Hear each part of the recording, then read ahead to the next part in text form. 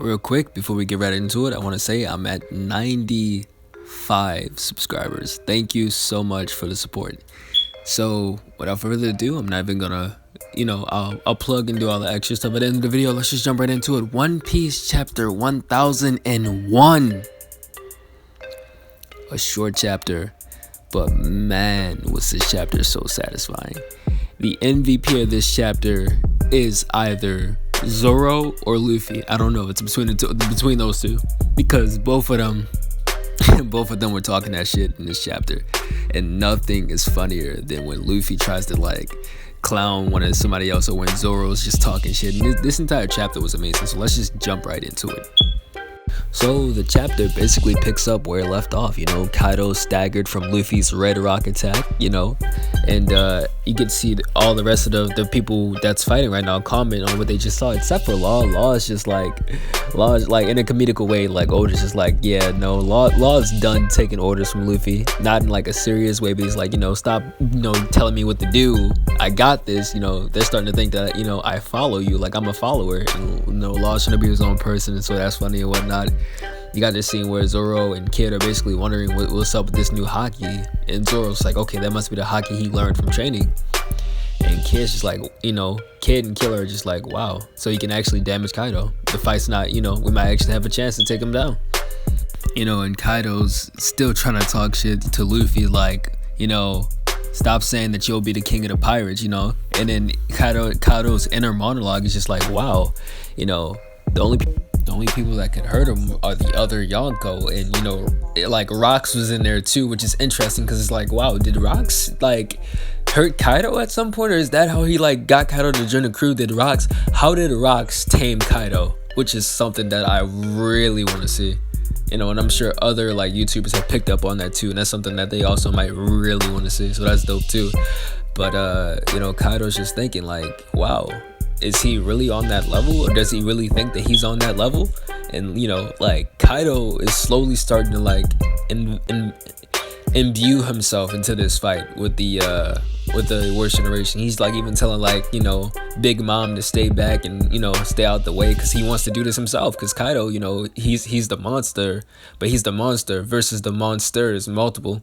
He even tries to hit Kaido with he even tries to hit Luffy with a Thunder Bagua, and Luffy sees into the future, but he can't dodge it because Kaido's that fast. But more notably, it doesn't one-shot Luffy this time, which is good. So Luffy avoided taking a whole lot of damage, and he's still standing, which is really good, because despite Luffy having his power up and his haki, he still can get taken out. Not easily, but like from like a decisive strike, Luffy can still get knocked out. So that's it's all about avoiding casualties, which they might go around and try to target Law, because Law is going to be the one causing the most trouble in this fight, in my opinion, because being able to like teleport people is a thing. But we switch over to Big Mom, and she goes to attack Luffy because her whole vendetta and whatnot, and Zoro steps up and slices Prometheus in half, which is just crazy to see from Zoro taking initiative right there to protect his captain. And this man Zoro straight rips this man Kinemon off and just copies his attack, and Luffy's just looking at Zoro like, wait, that's Kinemon's attack, and Zoro's like, it's mine now. You can already imagine the moment that Kinemon like finds out what's happening and what happened and how this man Zoro did that. You already know what's gonna happen. He copied my whole fucking flow, word for word, bar for bar. But anyway, so after Law saves Luffy from almost getting struck down by Kaido, this man Law tries to put like I was saying earlier, tries to put Luffy in his place, and like, look, I was already planning on moving the scabbage down, right? I don't need you barking orders at me and people thinking that I follow you, and this man Kid's just like, wow, that a boy, Law. Here I thought you were one of Luffy's lackeys. And he's just like, doesn't really matter to me though, because whether one scrub joins another, because this man Kid really does think he's the best. I don't know why. Like, bro, Kid, you need to earn your respect back. That's what you need to do. You need to do something big in this fight, and later on in this chapter he does do something big, literally. So I guess that's just cool to see too. And Luffy's just playing games like, oh, okay, well then whoever touches the fire first is a scrub. I think he I don't really know, because this isn't like the official translation or whatnot, but you know, Luffy's just making a game out of everything, and Kid's like, why would you even like do that at a time like this? That's exactly why you and Law won't be big shots. Which I don't know if this man Kid thinks that he's just gonna pop off after Wano or whatnot, but this man Kid talking that shit too. And you just get this really funny panel where like Law, Luffy, and Kid just let the, you know, fireball touch them because they don't want to be scrubs because they taking Luffy game serious. Like this, bro. I love how Oda does the humor and everything, bro. It's so funny, bro, because like they would do that because they're so damn competitive. Just like on Saba Odi, none of them want to lose to each other, and that's such a beautiful like trio. I was gonna say dynamic, but that might have. I mean, it is a beautiful dynamic in the sense of, you know, parallels and everything to Saba Odi and now Wano. And Luffy was just like, "What's wrong with you guys?" The captains have always been weird, but Oda, keep doing your thing, man. I really do love what you're doing with these characters. Then we cut over to this man Zoro talking that shit. This man Zoro walks up to Killer like, "Yo, what's up?" You know, the manslayer. You know when Killer lost his mind or whatever because of the smile fruit and whatnot. He was going crazy, and you know, Killer's just like, "Look, if I had my weapons, I'd have dogged you." And you know, my man Zoro just like, "Hey man, regardless, same thing would have happened no matter what the case was."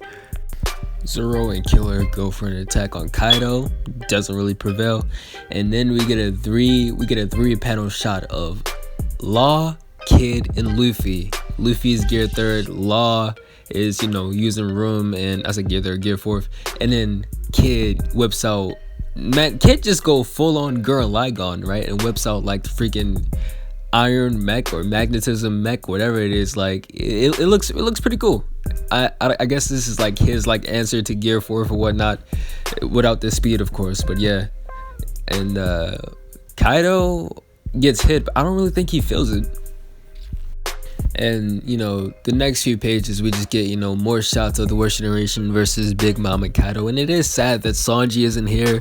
For all the Sanji fans, me being a Sanji fan, me hoping that Sanji could take part in this fight, but I guess like, you know, Oda is really hammering the idea that he's not a part of the Worst Generation, even though he's in that generation, like by age wise. But hey,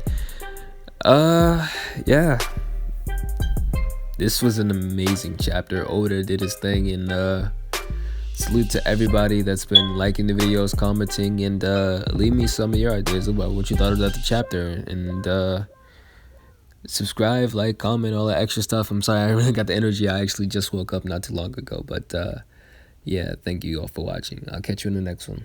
Peace.